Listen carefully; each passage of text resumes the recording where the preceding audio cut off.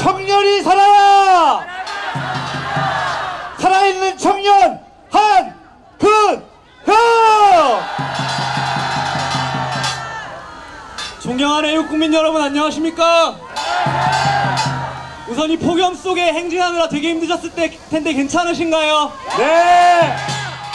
저는 원래 제가 연설할 때마다 목이 좀 쉬어있으면 좀 꼬이는 경향이 있어서 오늘은 좀 목을 아껴보려고 그랬는데, 또 저보다 구호를 잘하시는 분들이 있기에 좀 참아보려고 그랬는데 또 저보고 해달라고 하셔서 하다가 지금 약간 목이 쉬었어요. 좀 실수 나오더라도 좀 봐주시고요. 오늘은 제가 우리라는 말로 한번 말을 해보고자 합니다. 여러분, 지난 겨울부터 오늘 이 폭염 오늘까지 이르기 동안 세상이 저희를 뭐라고 불렀을까요? 박사모, 광신도, 극우 세력 이렇게 부르지 않았습니까? 하지만 우리는 오히려 누구보다도 진실을 갈구하는 사람들이고, 누구보다 신념이 있는 사람들이고, 무엇보다 뚝심이 있는 사람들입니다.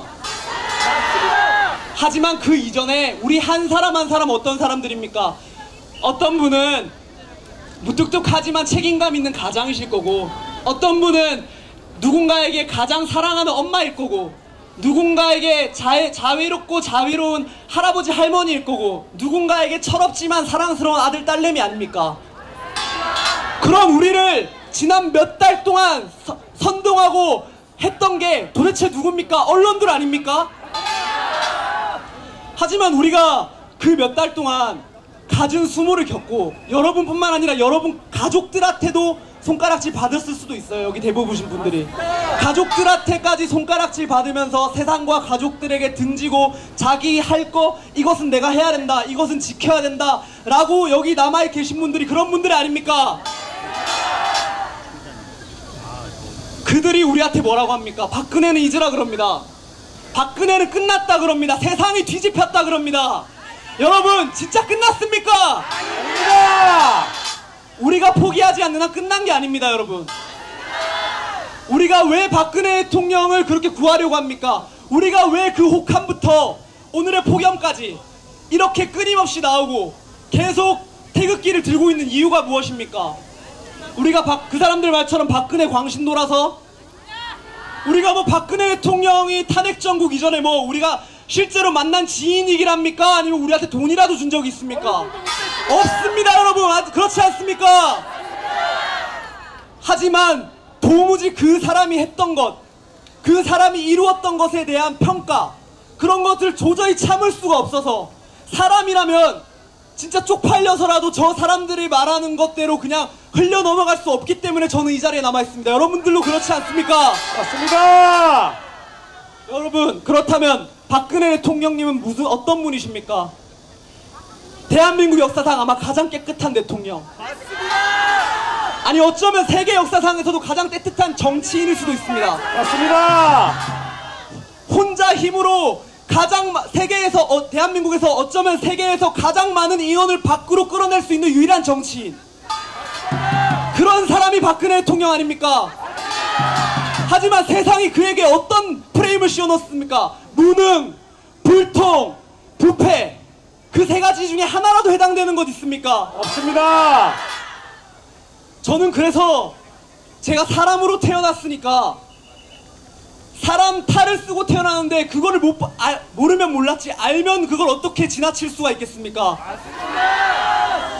그런데도 오늘날까지 우리에게 박근혜는 끝났다 그러고 박근혜는 잊으라고 하는데, 거기에 가장 앞장서는 사람들 누굽니까? 보수파리들 아닙니까? 그 보수파리들이 신처럼 추앙하는 사람이 누굽니까? 결국 패전투수로 올라와 놓고 지금은 수많은 결격사유를 가지고 있지만 지금은 신처럼 추앙받고 메시아로, 보수를 구할 메시아로 추앙받고 있는 홍모씨 아닙니까? 그런 사람들이랑 우리가 엮여야 됩니까? 그런데 여러분, 저는 백모 선생님 말 맞따라, 그리고 아까 정미용 선생님도 말했듯이 확실하게 선을 그어야 된다고, 확실하게 분열돼야 된다고 생각합니다.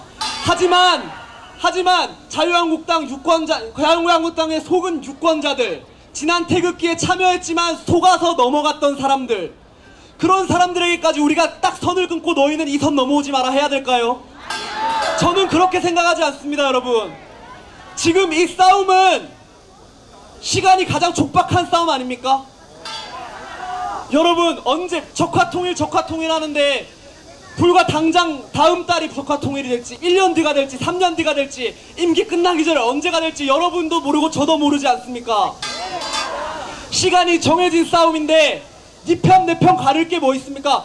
적은 정해져 있습니다. 자유한국당과 홍준표 세력들, 그리고 문재인과 적폐 세력들, 보수 파리들, 이런 이들이 적이지 순수하게 선동당했던 국민들, 그리고 태극기였지만 홍준표에게 넘어간 사람들은 우리의 적이 아닙니다.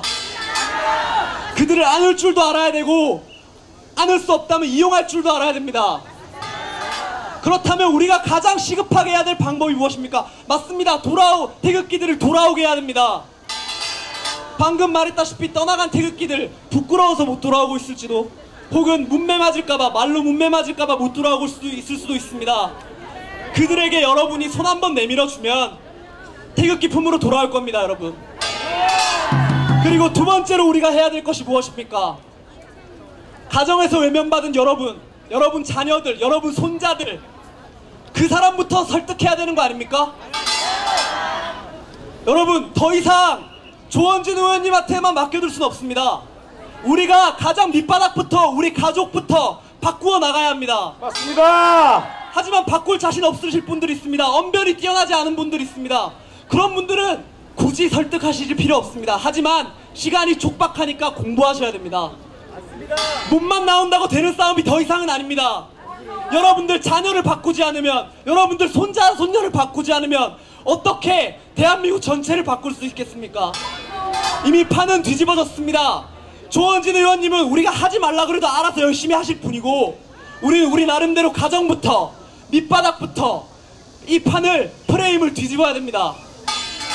여러분, 저는 쪽팔려서라도 진짜 이 진실을 알았으니까, 인간의 탈을 쓰고 있으니까 쪽팔려서라도 열심히 할 겁니다. 그리고 저를 대신해 아니라 저와 함께 나와주시는 어르신분들, 이 작년에 혹한의 폭염에 나와주신 이 어르신분들에게 너무 고맙고 죄송해서라도 열심히 하겠습니다. 여러분들 모두 다 같이 가족부터, 가장 가까운 분부터 열심히 공부해서 시작해 주시기 바랍니다. 감사합니다. 감사합니다.